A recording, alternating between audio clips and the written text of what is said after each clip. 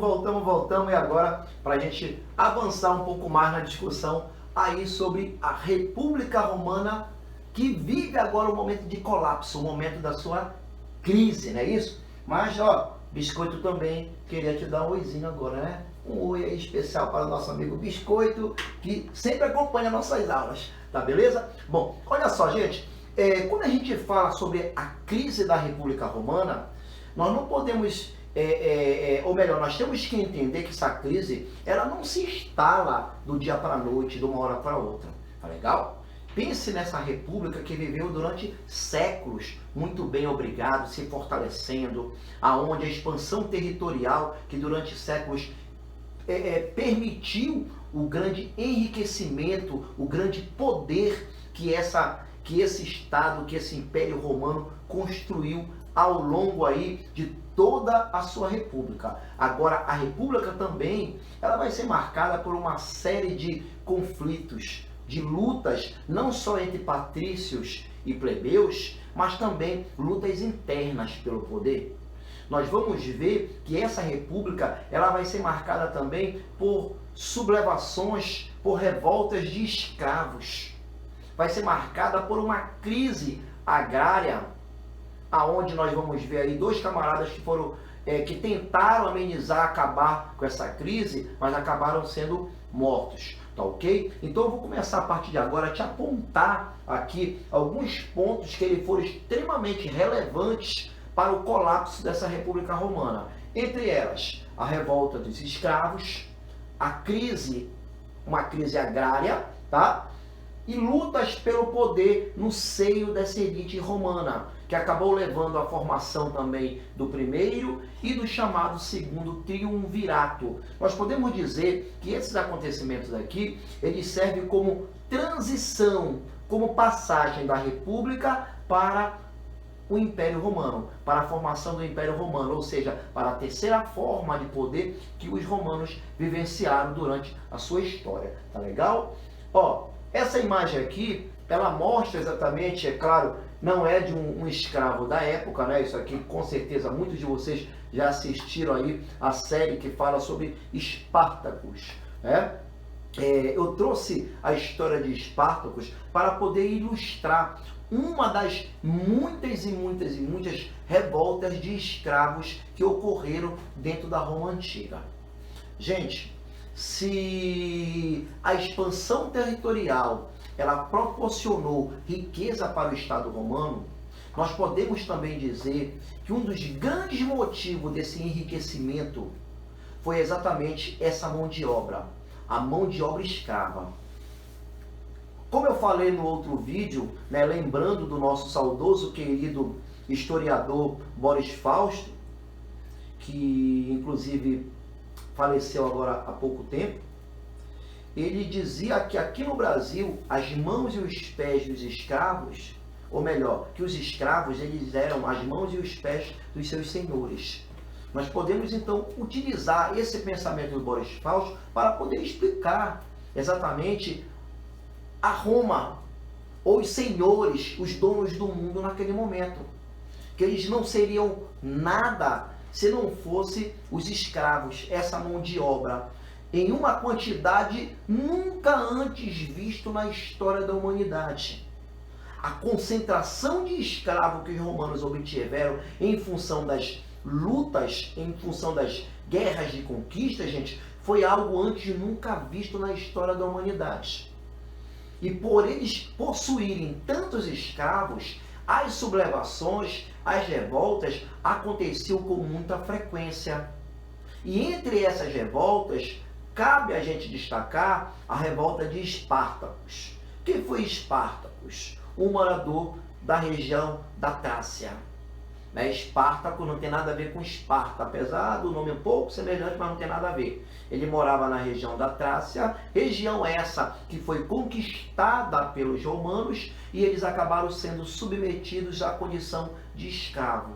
E Espartacus, por demonstrar habilidades de luta, ele acabou sendo levado para uma escola de gladiadores na Península Itálica, ali na escola de Capua, aonde lá ele desenvolveu mais ainda as habilidades de um grande guerreiro e acabou se tornando um gladiador. Só que o Espartaco, ele não aceitava essa sua condição de escravo e também de proporcionar alegria para os outros através da luta, ele sendo o entretenimento dos outros.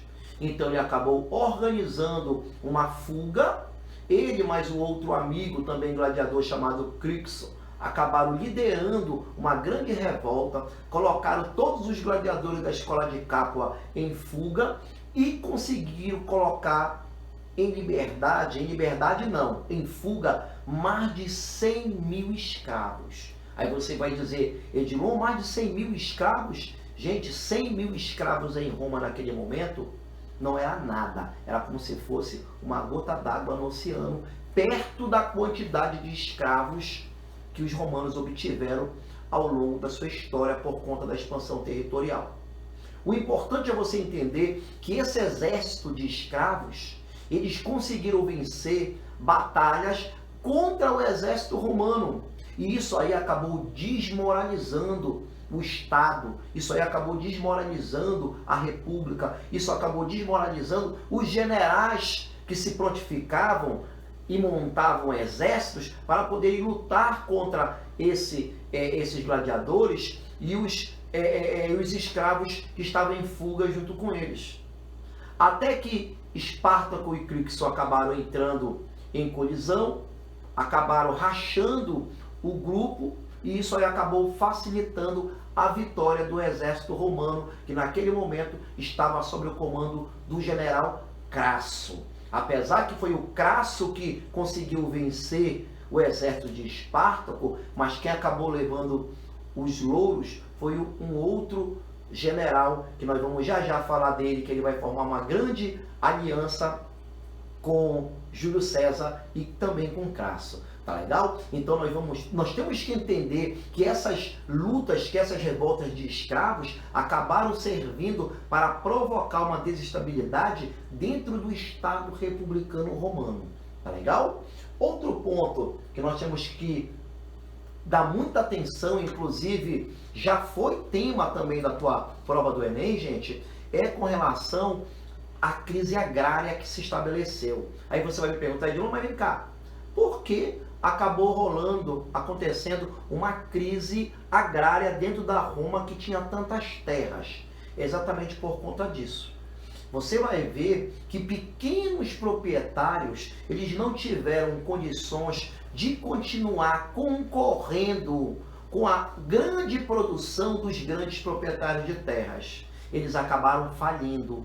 E ao falirem, eles acabavam indo engrossar o cinturão de marginais, de pobres, de plebeus que ficavam perambulando pela cidade. E é claro, isso aí acabava contribuindo para quê? Para o aumento das convulsões sociais, das sublevações, das revoltas entre plebeus. Dentro desse cenário, nós vamos ver aí a presença de dois irmãos, Tibério e Caio Graco. Primeiramente, Tibério, né? O Tibério Graco e o Caio Graco, né? O Tibério Graco, ele se torna um magistrado dentro de Roma e ele acaba fazendo uma proposta de fazer uma reforma agrária. Ele acreditava que se pegassem terras conquistadas e distribuísse entre os plebeus, iria amenizar as convulsões sociais. Só que tu tem que imaginar o seguinte: a proposta que ele estava fazendo era pegar terras dos patrícios e distribuir entre a plebe. Foi algo que não foi aprovado pelo Senado romano. Ele insistiu na proposta, ele acabou sendo perseguido e acabou sendo assassinado. Tá ok? Mais tarde, depois de alguns anos, o seu irmão Caio Graco, seguindo os mesmos passos do irmão, acabou se tornando também um magistrado e acabou criando uma lei que ela foi importante na época. A lei chamada de Lei Frumentária, tá, gente? A Lei Frumentária. O que foi isso? Foi a redução do preço do trigo. Por que não foi importante reduzir o preço do trigo? porque o trigo era a essência da alimentação da plebe. Era com o trigo que eles faziam um pão para poderem se alimentar, café da manhã, almoço, merenda da tarde, jantar. Então, diminuir em quase 80% o preço do trigo através da lei flumentária foi algo muito importante, muito significativo. Tranquilo? O Caio Graco, mais tarde, também propôs uma reforma agrária. Quando ele fez essa proposta, ele começou a ser perseguido. Só que sabendo que ia ser morto, ele próprio acabou tirando a sua própria vida. Tá ok? Esse é o episódio dos chamados Irmãos Gracos, por conta de uma crise agrária que se instalou na Roma Antiga. Outro ponto aí vai ser as lutas entre os generais. Primeiramente, nós vamos ver as lutas no seio desses generais com Mário e Sila. E o Sila vencendo e se tornando um ditador dentro de Roma. Uma luta muito grande pelo poder. Essa luta entre o Mário e Sila, ela vai ser interessante para que nós possamos compreender o momento de fidelidade que se cria entre os soldados para com seus generais. Por quê? Porque o Mário, ele inaugurou uma coisa que antes não existia dentro do exército romano. Que era o quê? Era o pagamento de um soldo pelo próprio general. O general, que quando ia para uma campanha, quando ia para uma guerra, ao conquistar, ele pegava parte do que conquistou e ele distribuía entre os seus soldados. Coisa que antes não se fazia. E ele começou a pagar uma espécie de um salário, de um soldo para os seus soldados. Isso aí acabou criando, sabe o quê? Fidelidade entre os soldados do Mário para com ele. Só que isso acabou gerando o quê? Uma preocupação entre os senadores, achando que o Mário queria dar um golpe de Estado e instaurar uma nova monarquia em Roma. Então acabaram mandando Silas frear os interesses de Mário e numa batalha o Mário acabou sendo assassinado, ele e os seus seguidores. Silas se torna então um ditador, ele é proclamado como ditador, que vai ter a missão dentro de Roma de acalmar os ânimos até restabelecer a ordem dentro de Roma. Tá ok? Dentro dessa conjuntura ainda de disputa pelo poder entre essa elite romana, entre esses generais, você vai ver aí a formação do que ficou chamado na história de primeiro triunvirato. Professor Edilon, tem uma coisa que eu nunca consegui entender. Eu já escutei, já li, assisti a aula lá no meu 6º ano, no 1º ano, revisando o meu convênio, revisando o cursinho, mas eu não consigo entender o que foi esse primeiro e segundo triunvirato. Gente, muito fácil. Foi uma aliança, tá? Uma aliança política e militar entre 3 homens poderosos. Primeiro triunvirato, você vai ver a figura de Crasso, o homem mais rico de Roma, mas também o mais mau caráter. Todos duvidavam exatamente do caráter de Crasso. Pompeu, o general mais respeitado naquele momento dentro da Roma Antiga. E Júlio César. Júlio César, que era presidente do Partido Republicano Popular dentro de Roma e que tinha uma aceitação muito grande, inclusive entre os plebeus. Ele tinha um poder de persuasão, um poder de oratória muito grande, e isso atraía exatamente o povo para o seu lado. Então você vai ver aí uma união de interesses. Você vê a união do dinheiro, poder das armas e da popularidade. Essa união serviu exatamente para que eles tomassem o poder e enfraquecessem o quê? O Senado romano. Ao enfraquecer o Senado romano, eles dividiram Roma entre os 3, para que os 3 governassem. Só que mais tarde, eles acabaram entrando em choque, seus interesses, o interesse político, o interesse econômico, acabou entrando em choque entre eles. Crasso acabou morrendo em uma batalha. Júlio César volta da Gália vitorioso, depois de ter sido acusado pelo próprio Pompeu dentro do Senado como traidor. E ao ser acusado como traidor, ele disse que estaria voltando para Roma e que os seus inimigos que o esperassem. Pompeu se manda para o Egito e Júlio César entra em Roma depois de conquistar a região da Gália, que era exatamente uma região de extrema dificuldade e que há muito tempo os romanos cobiçavam conquistar, e Júlio César consegue esse feito. Ele vai para o Egito, negocia a morte de Pompeu, Pompeu é assassinado pela família dos Ptolomeu, aonde a cabeça de Pompeu é entregue de presente para Júlio César, em troca de quê? Em troca de que o Júlio César não iria escravizar o povo do Egito. E assim ele fez. O período em que Júlio César ficou no Egito foi o período em que ele presencia uma briga entre as famílias do Ptolomeu, entre inclusive a famosa Cleópatra e a sua irmã, que acaba inclusive levando a Cleópatra a seduzir Júlio César e Júlio César se apaixonar perdidamente pela Cleópatra. Cleópatra assume o poder do Egito, casa com Júlio César. Se casa com Júlio César, o que é que o Júlio César vira no Egito, gente? Ele vira o rei, casou com a rainha, ou seja, ele vira um faraó. E o que era o faraó no Egito? Era a personificação de um verdadeiro Deus na terra. Daí, inclusive, vem a ideia de Ave César, né, de ele ser visto como um Deus. Quando ele volta para Roma, ele volta cheio de poderes. Afinal de contas, não tinha mais Cássio, não tinha mais Pompeu, somente Júlio César, aonde toda a guarda, onde os soldados romanos e a população romana, a plebe romana, via ele exatamente como um grande herói. Tá ok? É nesse momento da história que muita gente confunde e fala que é aí que começa o Império Romano. Calma, neném, calma, neném. Não é nesse momento.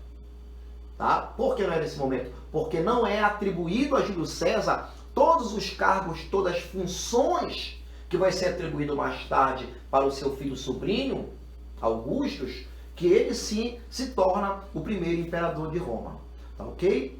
O Senado romano, preocupado com os poderes que Júlio César contraiu, conspiram contra Júlio César e acabam matando Júlio César.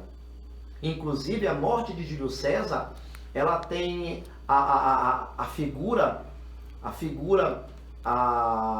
de um jovem chamado Brutus, que era uma espécie de um aparentado de Júlio César, que cresceu correndo, brincando pela casa de Júlio César, que Júlio César tinha ele como um filho também, e que a morte de Júlio César, até Brutus foi atribuída a morte dele. Por quê? Segundo a historiografia, Júlio César morre com 300 facadas. É daí que vem aquela célebre frase, até tu, Brutus, né? Que o Brutus deu a facada de número 300 nele. É claro que isso é um exagero, isso é uma mentira, né, gente, da história. Como é que o camarada já tinha pego 299 facadas e ele ainda estava vivo para dizer até tu, Brutus? É claro que isso foi uma forma para poder mostrar que até aquele que era de dentro da sua casa conspirou contra ele. Mas na realidade, para o Senado romano, a ideia era preservar a República Romana. Eles não queriam que Júlio César se tornasse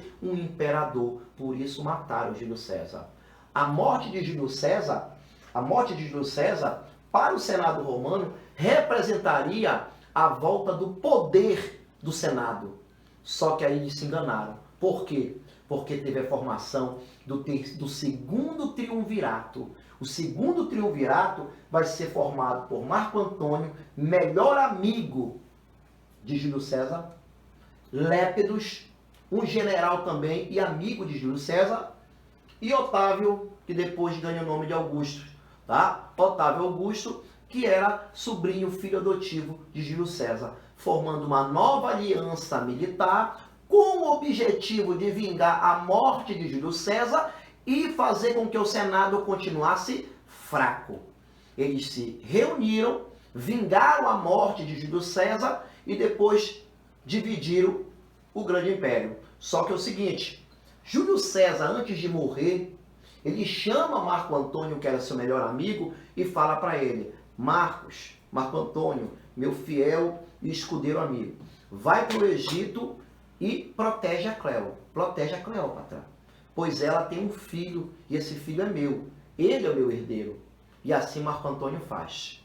Só que é o seguinte, Lépidos morre em batalha e Otávio Augusto, ele cobiçando o poder e querendo ser o herdeiro de Júlio César, para isso acontecer, que ele deveria matar, deveria ter a morte do filho da Cleópatra. Ele se manda para o Egito, depois de alguns anos, só que quando ele chega no Egito, o Marco Antônio já estava até casado com a Cleópatra.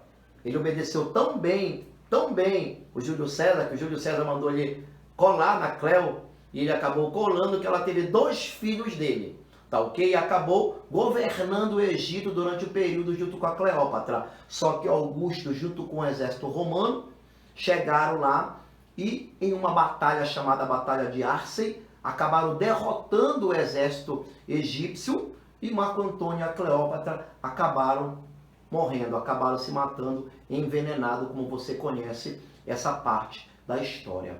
Otávio Augusto volta para Roma e ao voltar para Roma, ele concentra vários poderes em suas mãos e é aclamado como o imperador romano, dando início exatamente à terceira fase, o terceiro período político de Roma, que é o Império Romano.